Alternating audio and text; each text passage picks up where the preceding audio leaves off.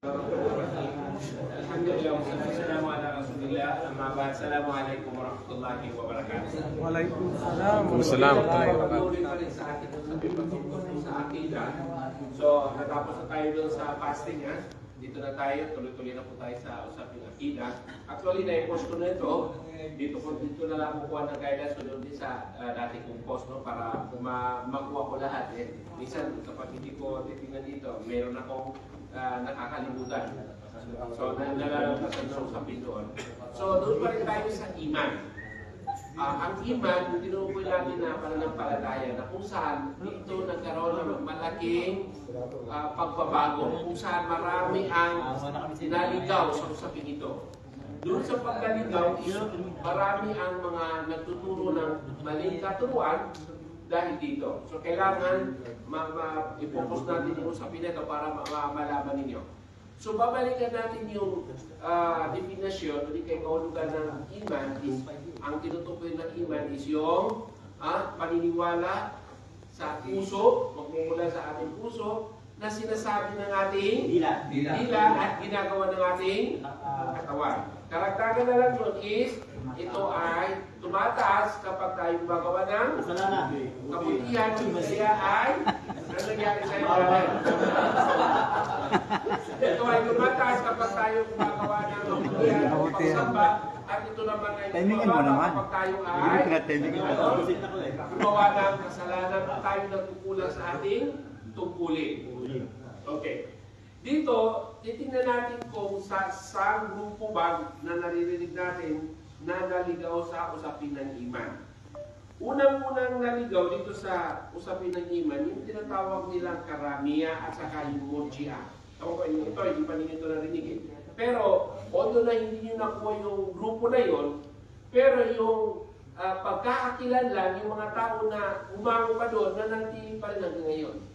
May mga tao na ganoon ang kanilang paniniwala. So kapag nalaman mo ganoon paniniwala, hinango na yung kanyang paniniwala sa ganitong grupo. So ano ang paniniwala ng mga murji'a at saka ang karamiya? Sinasabi nila dito is ang tawag doon ang iman o ang pananampalataya ay ang pagbigkas lamang ng ating dila. Ganun lamang. Kahit ikaw ay makasalanan, so walang, ibig sabihin, walang pakialam ang ating gawa ng kasalanan ng kabutihan. Doon sa kanilang definasyon. So kung titignan mo, di ba walang problema na ikaw ay doon makasalanan ka man. Ang sabihin nila ay, ang iman, ang importante doon is, sinabi ninyong dila, na wala sa iyong puso. So yun ang kanilang tawag doon, paniniwala sa iman. So, ibig sabihin, kahit ang isang taong makasalanan, sasabihin pa rin nila na yun ay, o sino pa yung taong sobrang laki ng kasalanan, sabihin nila na, yun yung iman. May iman pa rin siya. Walang problema na kahit siya nagkasalanan pa, mumin pa rin siya. So, yun yung karamihan sa mga tao. So, hindi na nila sinasabi, hindi katulad ng alusod na tayo, na meron tayong batayan. Hindi naman natin sasabihin na siya ay labas na ng iman. Pero doon sa dugtong ng ating definasyon, kung maalala niyo, tumataas ang kanyang pananampalataya at bumababa dahil sa paggawa ng kasalanan. Sa kanila, kapag sinabing sa pamamagitan ng nila at walang kinalaman ng gawain masama, so ibig sabihin, gumawa ka naman ng kabutihan, gumawa ka naman ng masama, pareho lang din. Nag-get yun? So yun. So yun ang paniniwala nila. Ang importante is salita. Sinabi ng nila mo, ako isang Muslim. Halimbawa, may makilala kay Muslim. Ako isang Muslim. Pero nakikita mo na ginagawa na ang lahat ng mga bagay na pinagbabawal sa Islam. Mamamatay tao, magnanakaw, ng gano'n yun, umiinom ng alak. So hindi mo masabi na siya ay ganap na Muslim. Pagkot na maraming mga talata o tigahanin ng propeta sa pagkaninawang kapayapaan ay hindi magiging ganap ang isang Muslim habang siya ay umiinom ng alak na matawag natin siya Muslim. No, hindi siya magiging ganap na Muslim. So, ibig sabihin na hindi ganap is hindi mataas ang ganap para kundi bumaba ang kanyang pananampalataya. So, alam natin yan. Kahit sino mang tao, kung tatanungin mo, kahit hindi pa tayo magbabase sa aklat, no? Dahil ng propeta sa Quran, pag may makita kang tao, ikukumpara, kahit nga dito sa ako natin, kung may mag-iimam, ay hindi, bro, ikaw mag-imam kasi ikaw yung mas mataas ang pananampalataya. O nakita natin yung imam doon, hindi natin pwedeng lagpasan kasi alam natin, mas mainam siya kaysa sa atin, di ba?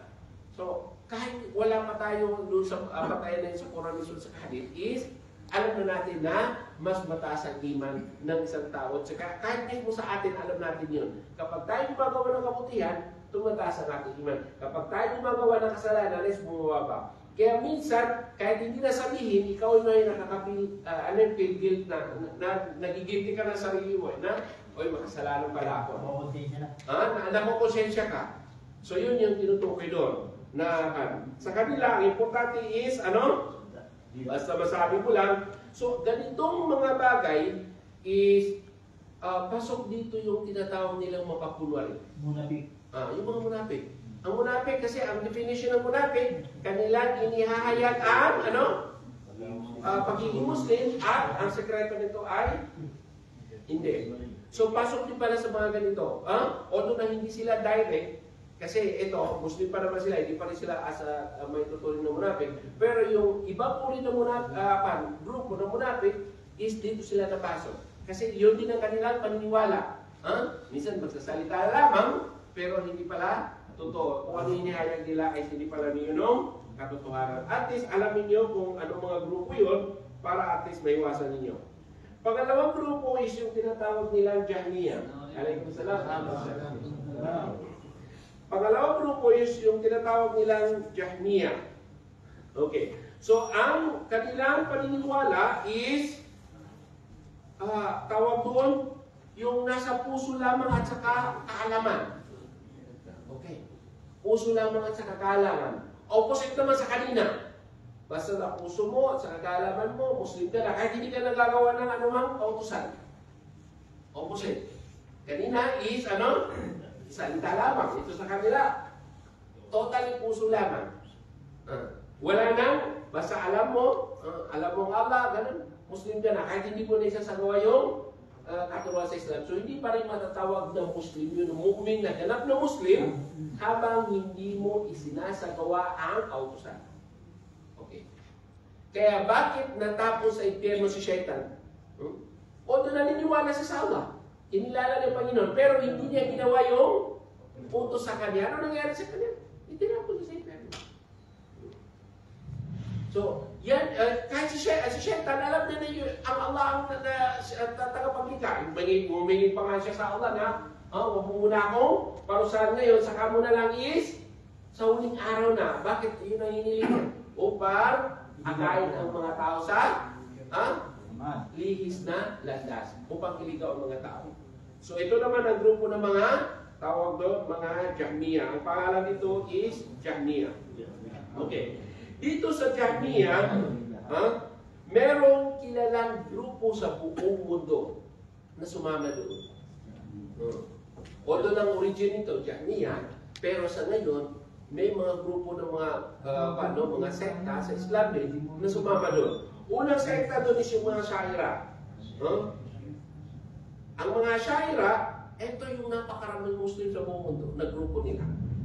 Ang Syaira, ang paniniwala nila ay, panlamang sa puso. Ang iman nila, ang kanilang definasyon sa iman is, paniniwala lamang mula sa puso. Okay. Paniniwala ng puso.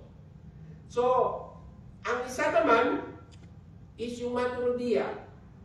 Ganun din po, marami din grupo to. Ito naman, karamihan sa mga Maturidiyya is yung sa mga Pakistani, mga India, Russia, yan. Yung Ash'ari naman is yung sa Southeast Asia, sa Africa, sa Egypt, kasi doon na sa Western Africa, mga Malikiya naman yung karamihan doon. So yun ang mga Maturidiyya, yung paniniwala naman nila is, basta naniwala ka lang, okay na. Okay na, niniwala ka lang, okay na, mga mu'min ka na, Muslim ka na. So lahat ng yun ay mayroong pagkukulang. Hindi magaganap ang tunay na pananampalataya o iman maliban na lamang doon sinanggit natin kanina. Bakit ko